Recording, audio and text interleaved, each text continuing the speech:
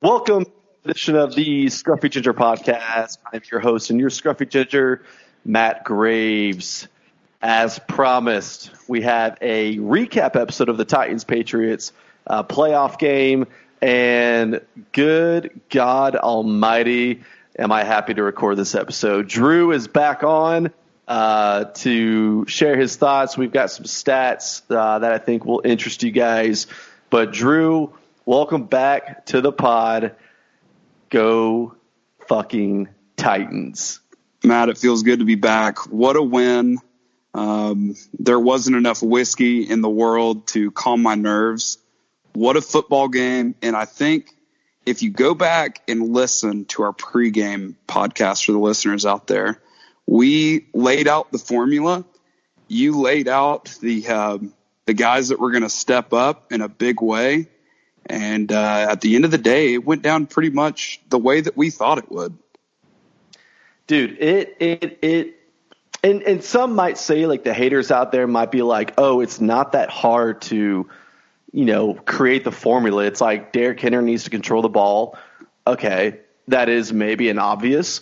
But the other parts that, if you remember from the podcast that we talked about that I touched on, was big plays from the tight end group. I didn't know who it was going to be, but it turned out to be Anthony Ferguson. I mean, catching that touchdown to go ahead, and then catching that critical third down catch to extend the drive that ended up being the last drive that we would have had, if I remember correctly, but extended that drive that led to a touchdown. I may have been misspoke about, like, led to a touchdown. Either way, kind of crucial third down catch. And, dude, Anthony Ferguson is an underrated tight end. If he's not our starter, but you could make an argument that, he could deserve to get paid, not huge, but, some kind of 2 to 3 year extension. I'm okay with that. He had 2 catches for 23 yards, and he was the Titans' leading receiver.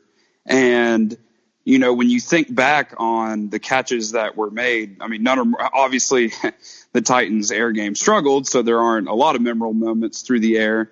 But he had the 2 biggest catches on the night, and he stepped up in a big way. And, I think the thing that's so incredible to me about that game was that was not even close to the best the Titans have played this season or the last few weeks. And let's not forget, this is a Patriots team. They've made the last 3 Super Bowls, and they had not missed a conference championship game since 2010. And they hadn't gone one and done since that same year. And they'd never lost to the Titans in the postseason. So, the Titans ended 4 streaks in one fell swoop. And you really just, we were talking about it watching the game and at the pregame podcast. There are not words to describe how big of a win this is for the franchise. And the thing that makes me so excited is that we played arguably one of our best games of the year, and we beat the defending Super Bowl champions. Dude, it's for those that aren't big NFL fans, if you're listening, you don't beat the Patriots in Foxborough. That does not happen. I mean, from what you said, it's like maybe twice since 2009 that they've lost at home, and at any point in the playoffs, let alone the wild card. I think I have that right. I think maybe it's been the Jets or the Ravens took them out one year. Maybe it's 3 times. The point is, you don't lose in Foxborough, historically speaking. If you're the Patriots, they do not lose there. Yeah, you don't. And I mean, for the Titans to go in and just pretty much establish their will on the ground the way that they did and just grind them down, I think made it all the sweeter for me personally. I was listening to a podcast this morning, was not sports related, and they were giving headlines from the weekend. And this is what we talked about, the media coverage of the Titans, they said that the Titans lost. I'm sorry. The Titans won and upset the Patriots in Foxborough. That was correct. And they said the Titans were driving the ball. The Patriots got it back, and the game was tied. And then Tom Brady threw a pick six. Okay. It doesn't take – like, you just got to be lazy to get that stat to get that point wrong. We were not fucking tied. We were up 14-13. And, I mean, I don't know. It's just a classic example of even though we won, there's still not a whole – like, the credit isn't there. Like, there's no way that we were ahead in those people's heads. Like, it was like, oh, they had to have been tied. They had to have been. There's the narrative to me from what I've seen is this is more about the inevitable. And I talked about this. We both did, Tom Brady's going to age. Time catches up with everyone. The storyline is going to be, the end of the Patriots era and Brady's getting old. It's not going to be an all-out recognition of the Titans and the fact that our defense shut down Tom Brady and he barely threw over 50%. He was 20 of 37, 200 yards, an interception. I mean, as far as Tom Brady goes, not impressive numbers. Defense shut him down, and we'll touch on this in a moment. It should have been another interception. Frankly, if Logan Ryan picks that off at halftime, he's going to the house, and the game could have gotten much more out of hand. The game, to me, was a lot closer or a lot less close than the score indicated. The Titans pretty much controlled the game from the opening tip to the end. I mean, they really dominated them. And the only way the Titans can change that narrative is to keep winning. I mean, they have to go out against the Ravens and compete and hopefully win. And they're going to have to play their best game of the year to do it. Oh, for sure. To touch on that note, you mentioned the Titans controlled the game. The Patriots did enough to stay in it. When they needed to make a big third down, at times they would make it. But those first and second down plays, at least from my memory, did not seem like the Patriots' self as far as what we're used to. It was Tom Brady, the greatest quarterback of all time, making crucial plays and on third down. And even then, they sometimes were not able to complete those passes or runs or however they tried to execute that play. You mentioned our defense, dude. Like, yes, Tom Brady, they scored their touchdown, but it was on it was not a pass. It was basically a rush from Edelman. He was not able to throw one touchdown. The greatest quarterback of all time did not throw a touchdown in a playoff game. To me, that says it all. I mean, our defense holding them on a goal line stand, 3 rushes in a row? You fucking kidding me? That is how you win against the Patriots. That's how you win a playoff game, is making those kinds of defensive drives. Yeah, and a lot of people said, before this year started, and I believe we touched on this as well, the Titans had, at least on paper, a Super Bowl caliber, championship caliber defense. The worry was the offense, and we saw it early. And the one thing that really worried me is I noticed the Patriots were really having their way off tackle. They were doing a good job moving the ball on the ground, and the Titans were they were bending but not breaking. And the thing that was that was great is there was never that gut shot. There was never that big play, that momentum changer. We made them earn every single yard. And in a way they did for us too. But I mean, when it came down to clutch time, shout out to Rashaan Evans, because on that goal line stand, he was involved in every single tackle.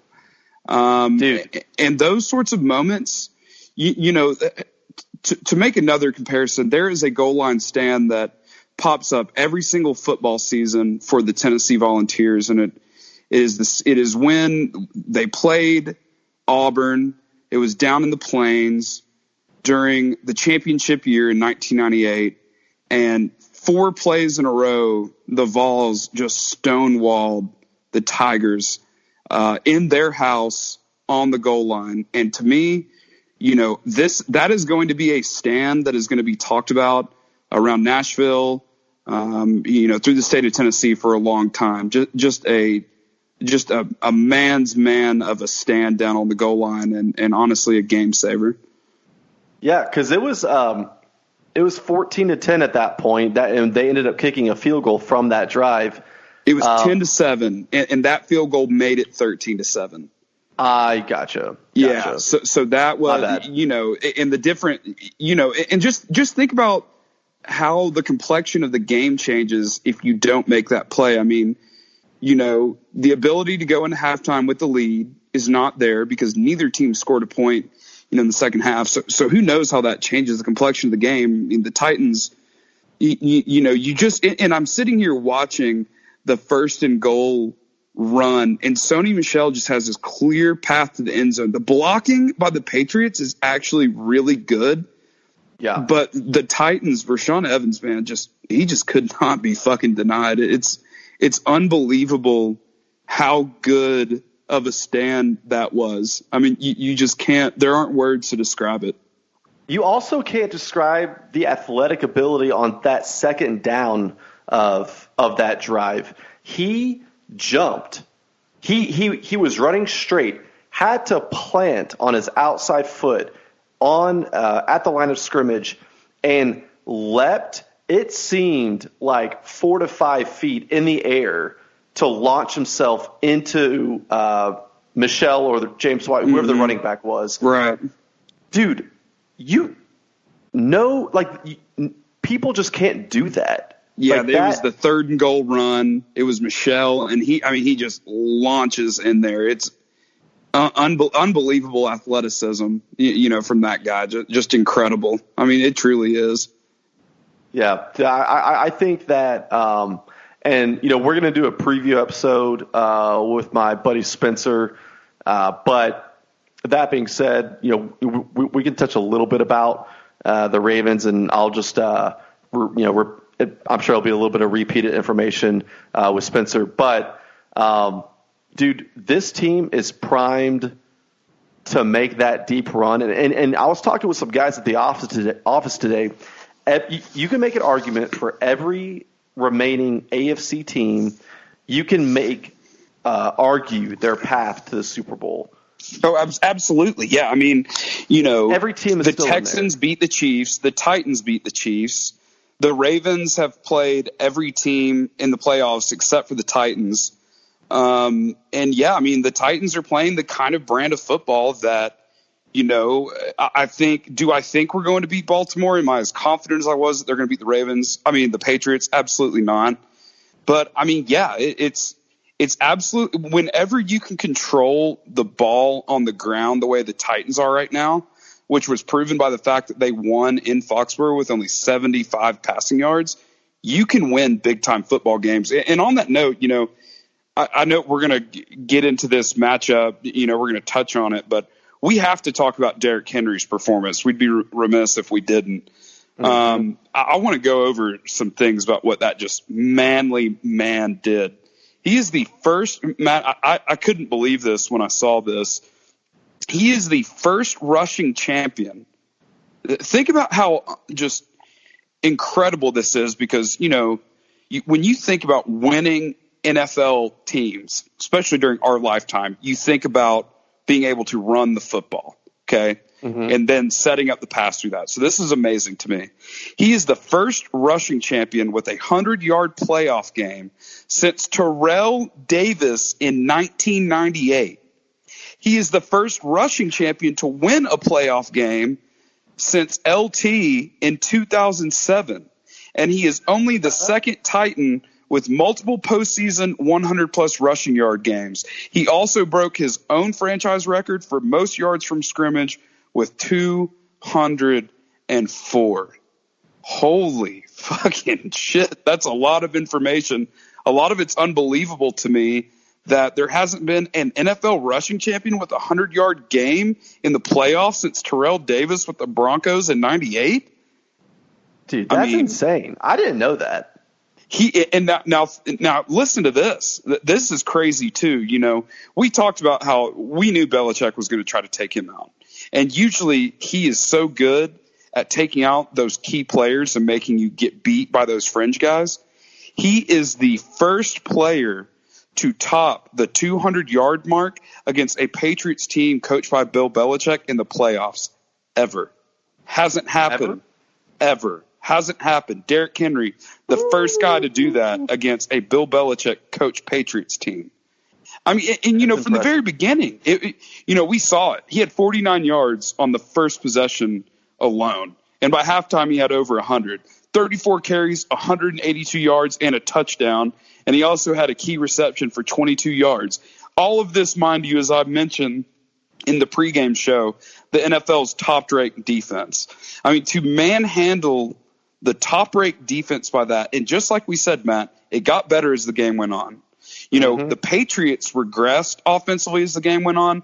The Titans asserted their will. They didn't need to throw the ball. They didn't need to do it. They absolutely they won the time of possession game 31-28 in minutes. They dominated.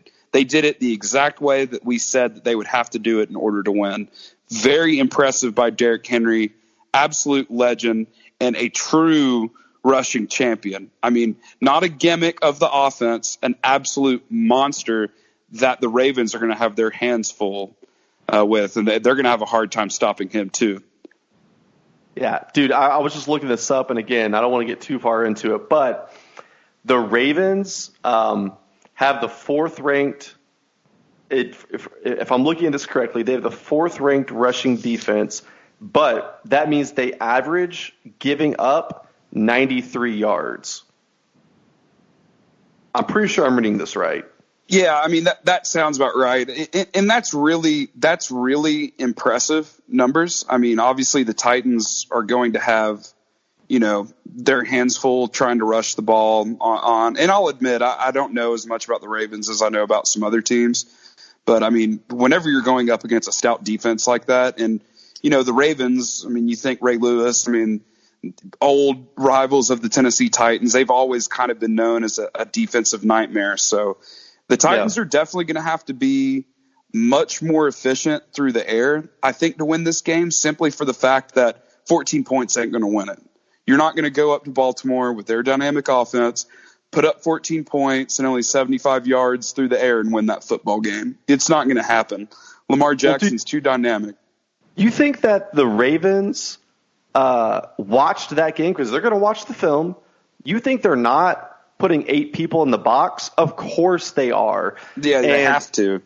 Absolutely. You can't allow a running back who just came off a 200-plus yard game, all-purpose yards. You can't allow that person to go unblocked. So they're going to stack the box. They're going to show I think they're going to blitz a lot more than the Patriots did. And it's going to be on Tannehill, I think, this time. Now, that being said, I think Derrick Henry is still going to eat. He's still going to make his presence known. So I'm not really worried about that production. I don't think that – I still think he's going to have a 100-yard game, at least. Actually, I think he's going to have 2 touchdowns this game. I don't see this energy just all of a sudden going away. He didn't have that many. I think his longest rush was maybe 30 yards, maybe.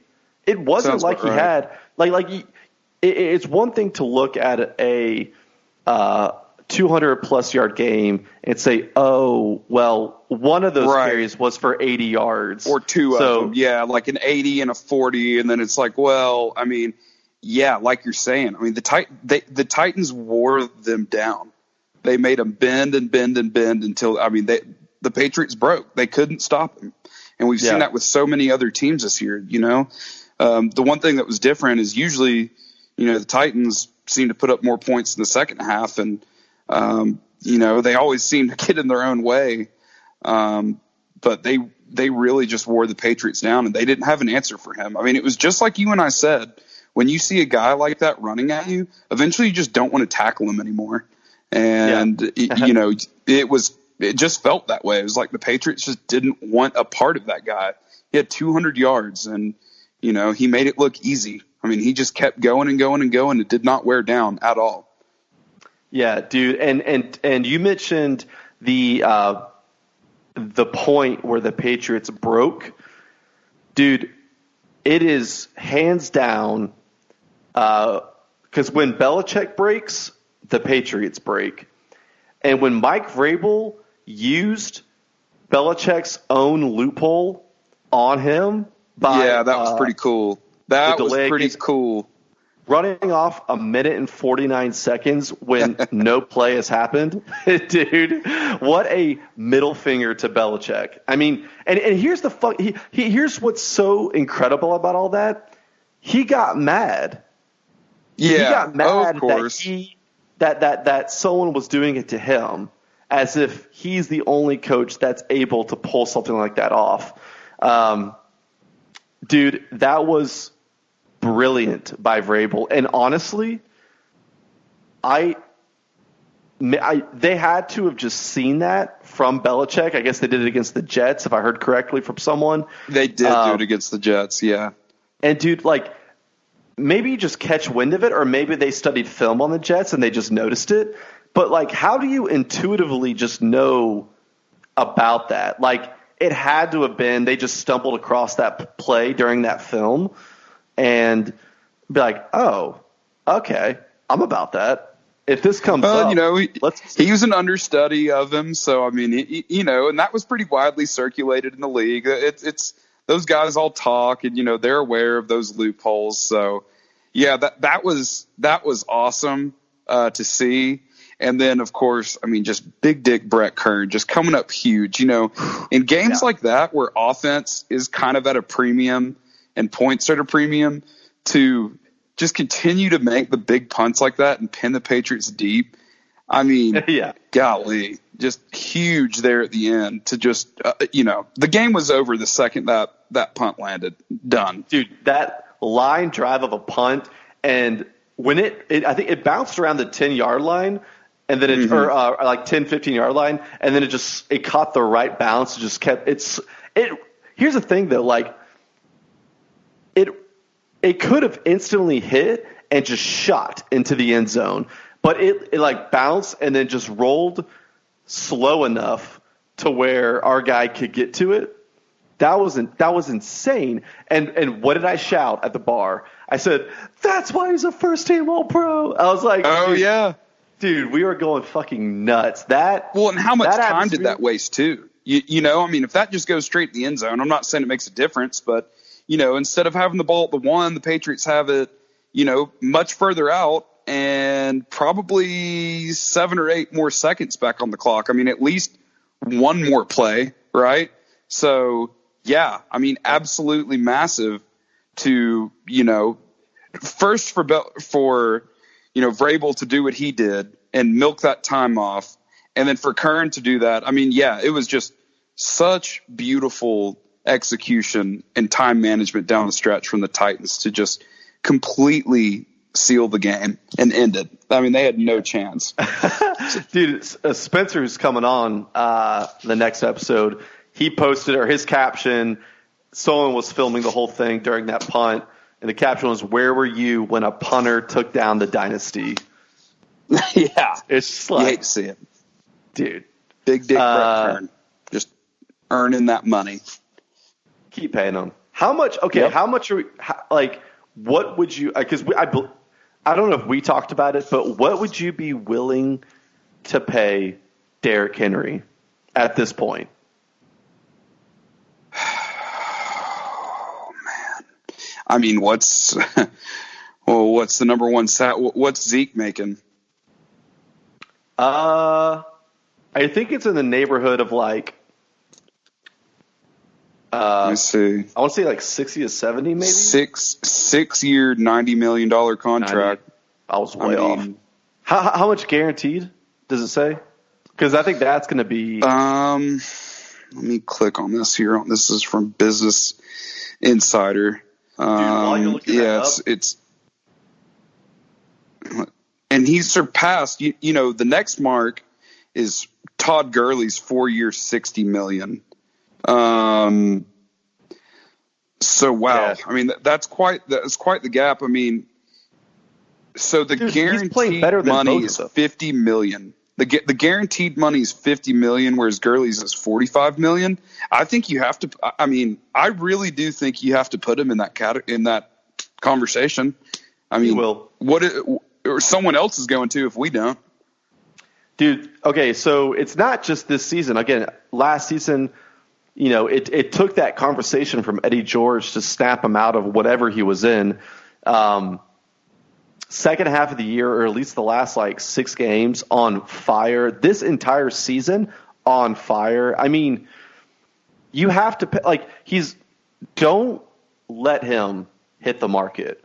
Don't. No, you can't. I think you cannot do it. No. And I don't think that most people probably wouldn't believe this when I say it. I genuinely believe he actually wants to be a Tennessee Titan right now. He sees the trajectory and he wants to be a part of this.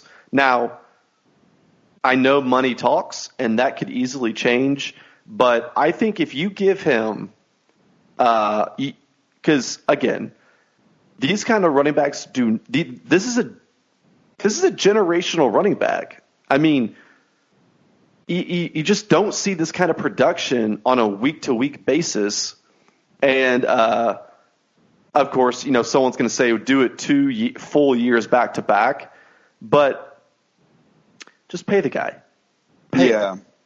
And don't honestly, make it complicated. No. Don't just get it 4 to 5 years, eclipse the guaranteed mark that the number one running back is, and just pay him. Honestly, we have the money. We have the money. We've been saving for at least 2 years for Mariota, or at least the past year. And you don't have to do it. There's no way that Mariota would have accepted anything less than big money,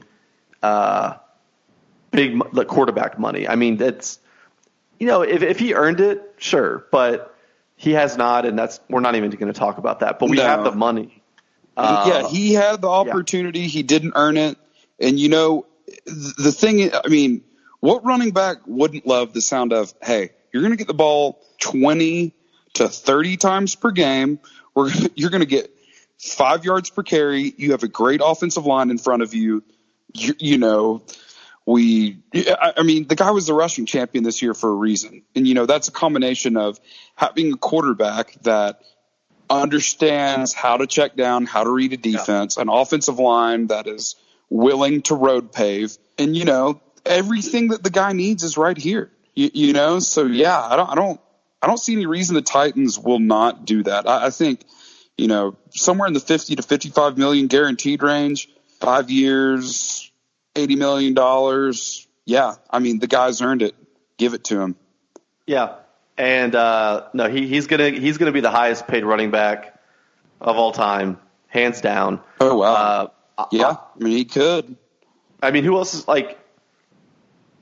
it's I mean, if Zeke has that, I guess, role, or if he has that quote unquote award for getting paid the most, what he's going to do, he's going to say, well, then let me hit the market and let me see if I can make it from another team. Then we're really fucked.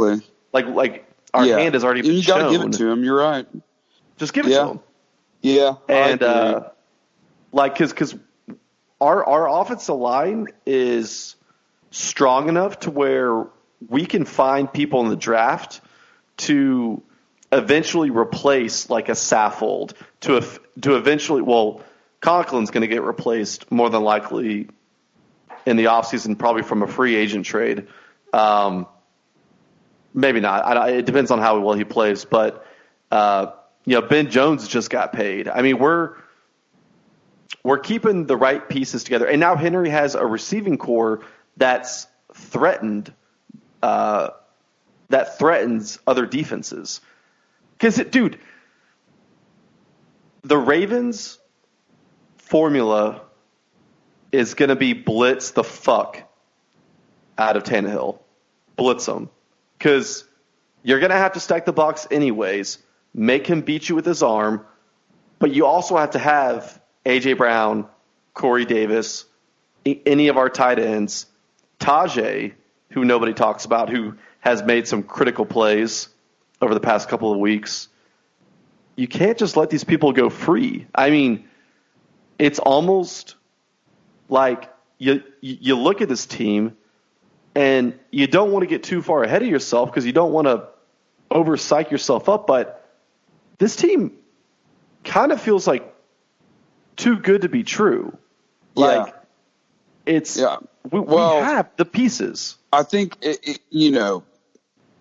I would not – I'll just put it to you this way. I would not want to be a defensive coordinator having to prepare for the Tennessee Titans right now. That does not sound like a lot of fun. I mean, no. It's like, oh, well, we're just going to shut down the, monster running back. Well, then, and like you touched on it, that's the biggest difference between really this year and the other flash in the pan little miniature playoff runs the Titans have had is we actually have legitimate developed weapons now that have panned out that can actually beat you over the top. So, I mean, if that's what they want to do, sure, Derrick Henry will not have the sort of game that he had against the Patriots. I mean, you're not going to have a guy go out and rush for 184 yards every single time, right? Rushing champion or not. But if you do that, then you're, John Smith, like you said, A.J. Brown, Tajay Sharp, Corey Davis. I mean, pick your poison, and if it was Mariota, I would be a little bit more concerned because it's like, okay, well, what kind of Mariota are we going to get today? And I know Tannehill didn't play that great, but he didn't need to. And he was still the one who was orchestrating that offense, making the proper checks, getting Derrick Henry in the right position to get the most yards. So he was, a director of the offense, even though he had a 61 passer rating and only 70-something passing yards. And, he terrible interception, but he was still, sometimes people don't understand how big of an impact a quarterback has on a running game and seeing the defense and identifying, the checks that need to be made. He gets a ton of credit for Derrick Henry's game too, because he put him in that situation. He stayed calm. He didn't get down. He was a consummate leader. And if the Ravens stack the box, like you said, he is mentally strong enough. He's going to bounce back, and he's going to get the ball to those guys' hands. And I trust them for the first time in forever. I trust the Titans receiving corps to go up and make plays. Yeah, dude, and you know that, yes, Tannehill is going to tell the press, I am glad this team won. We won as a team. But you know in the back of his head, he's like, I had a fucking terrible game. And which is perfect for us. I mean, God have fire in his belly, right? Oh, yeah. I mean, like you said, yes, he orchestrated it. But also, and let's be honest, all he had to do was make sure the ball got into Henry's hands. True. Just don't fuck that up. That being said, again, he was not given opportunities to throw the ball because Derrick Henry, it was working. So why would we do anything else? Again, also give it up for Arthur Smith, our offensive coordinator, for not deviating and trying to get fancy. Running the ball is working. Run it down their fucking throat and back them into a corner. Yeah, as an SEC football fan, I cannot tell you how much I love to see that. Power running, straight down your throat, come and stop it. You know it's coming. And one thing that'll be really interesting to me, is that first offensive drive against the against the Ravens. I'm just going to be so curious to see, do they come out and try to establish that running game straight off the rip? Or do they try to hit him with, a play action, try to hit him over the top, try to go, but before they can even start to think about loading that box and putting that kind of sticky pressure, on the Titans running game? Do the Titans try to stretch them out over the top, or do you think they come out and stick to their guns and say, we're going to run the football, good luck stopping it? Dude, I'm going to say, again, I'll have to make sure I am consistent on the next episode. I say, depending on the look, if they load the box on the first play of the Titans drive, which if they're smart, they're going to, I bet we try to take a risk. I bet we try to go for a 30, 35-yard pass. Just a long route and try to stretch them out.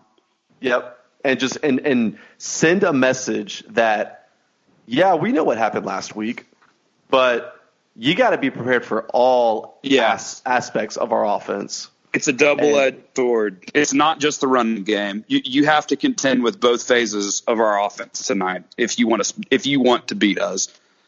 Yeah, and dude, it's gonna be really interesting because yes, like they have a good defense, but like I'll go back and look at it and I'll be more prepared for this upcoming episode.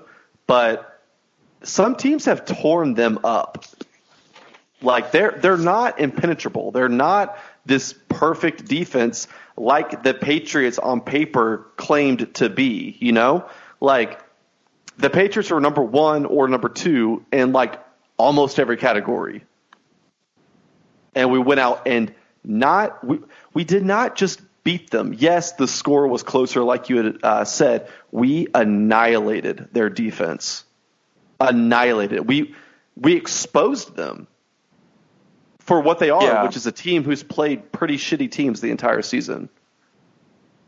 Yeah, I mean, I agree. I mean, I think this Baltimore team is a little more battle-tested, but at the same time, I mean, look, the common denominator, to me, that's left in the playoffs is Kansas City. I mean, every team left has played Kansas City, and they I know it was early in the season and it was on the road. They lost to Kansas City and they got drilled by Cleveland. Those are their 2 losses.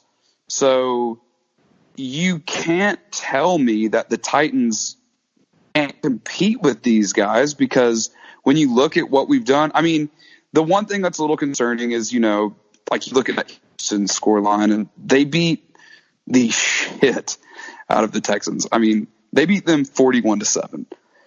And there's no doubt that they've been playing a better brand of football lately. I mean, they drilled Pittsburgh, they drilled Cleveland, they beat Buffalo, they beat San Francisco.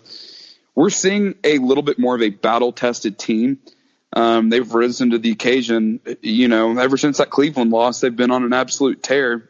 To start out 2-2 and win 12 straight, you got to be doing something right. So I'm not going to sit here and try to take anything away from them like I did the Patriots. I think that anyone who's, had a kind of a functioning brain, like we were saying, could kind of see that they had the holes in them. But, yeah, I mean, I guess what I'm trying to get at is I do think that there's enough looking at their schedule to think, hey, the Titans can compete with these guys, but they are going to have to play their best game of the season.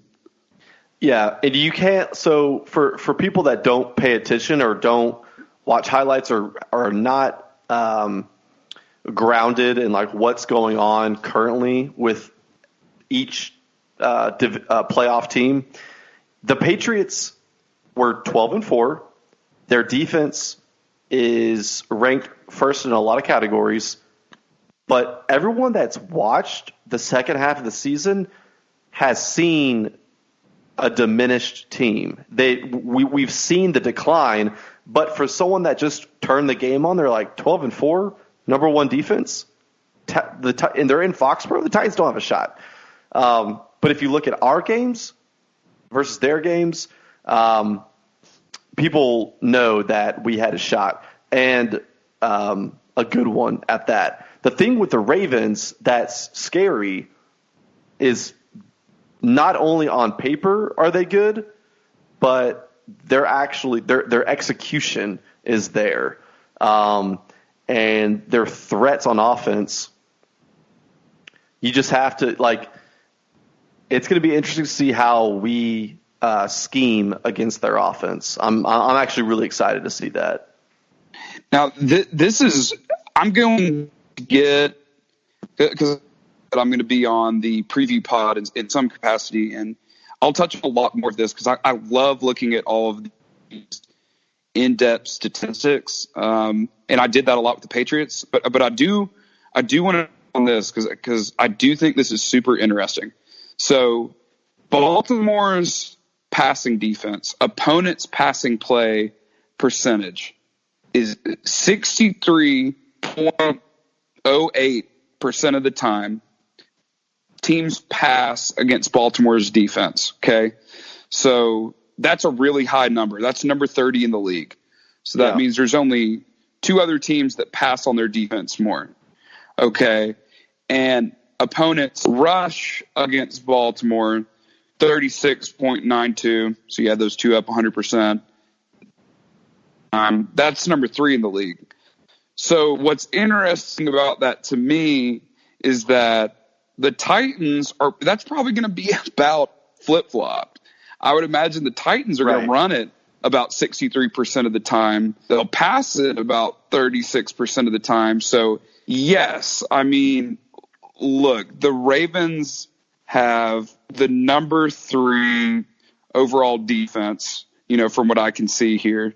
Number 3, number 4, I guess, depending on what you're looking at. They have a great defense, but the way that teams have played them on the whole is going to be complete opposite from what the Titans are going to give them. And that's going to be really interesting to see how that all plays out. So just an interesting little tidbit there. Teams tend to pass a lot more against the Ravens than they run, and you're not going to see that from the Titans. Opponents only average 21 rushes per the Ravens. That's the fewest in the league. I promise you right now, you're not going to see that number from the Titans. No. I mean, even if it's not working, we're going to keep doing it because we know how elusive and how the breakaway speed is with Henry. Like, we're going to keep trying. That's what got us the win with the Patriots. And I mean, you could argue that the Ravens, again, I'd have to go back and look at their opponents. They have not faced a running back like Derrick Henry. Frankly, most teams haven't. Yeah, I mean, let's be honest. He's a freak. So yeah, so that'll be really interesting. It's going to be exciting, and it'll be interesting to get Spencer's input on what he thinks the ratio is going to be as well. Any closing thoughts for the wrap up with the Titans Patriots game? No, not really. I mean, one thing I do want to say is that the 4 wild card games were decided by a combined 24 points. Each game, you do the average on that 6-point contest. And to be honest, I mean, even though the Titans game never really felt like it was a 1-point game, you take away that pick 6 and that average goes down even more. So just a great weekend of football. It was really fun to watch. Each game was really dramatic. Shout out to the AFC South, even though I'm not a big Texans guy. I told you when Texans were competing with the Bills, it just made me feel that much better. So really looking forward to this week. Deep dive in the Ravens. The story of the game for me is going to be ball control. I think try to keep Lamar Jackson off the field and establish that running game again, and good things can happen. So should be a good week. Yeah, man, I'm excited. We'll obviously record before, but you'll have for those listening, you'll have plenty of opportunity. Hopefully, several days. Hopefully, we'll get it out by at least Thursday Wednesday, or Friday, and and then get it done. You guys can get have some time to listen to the preview.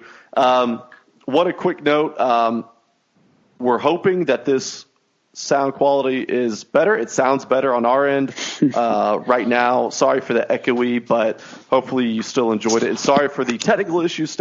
Still can't figure out why that happened. Actually, my gut is when I was initially downloading it, it was like the amount of space on my drive was, became empty as it was converting to an MP3. So that could have been why. I'm just going to assume that that's what happened. So that's not going to happen again. Sorry about all that. I know that there were some people out there that messaged me, so that shouldn't happen in the future. Also, little salty. Maybe you guys didn't think I was paying attention. I had, again, we're going to hopefully not disappoint you from here on out, but we lost 2 subscribers since the last episode dropped. So for those out there, I'm going to do everything I can to get you back if you choose to listen again.